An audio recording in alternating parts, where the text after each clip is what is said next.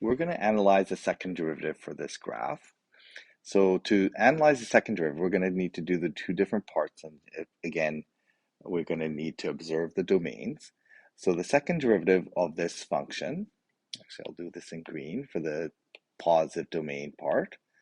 So the second derivative is going to be equal to, we're going to end up with positive 2, and then it's going to be x minus 1 cubed.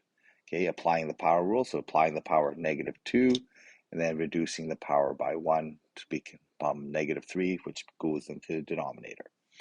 So again, we have a undefined second derivative at that point, and we need to, that's going to be at 1.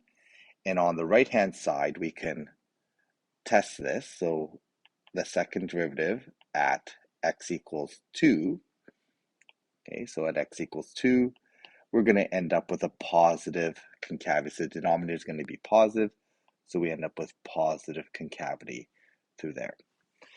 We need to then test also the other side. So at the second derivative, on the other side of negative 1, so we're going to use negative 2. So second derivative at negative 2 is going to give us negative concavity. So on this side, it's going to give us a curve that looks like that.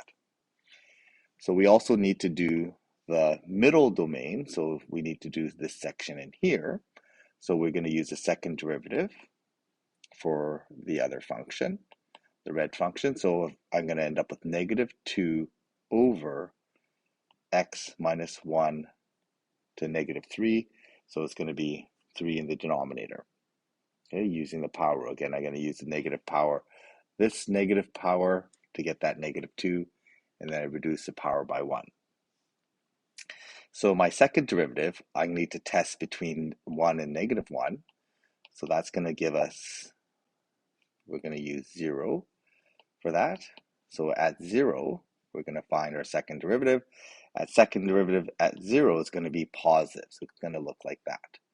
So looking at our graph then, you can see that in the section from infinity to negative 1, it's curving down. So there's my negative concavity here.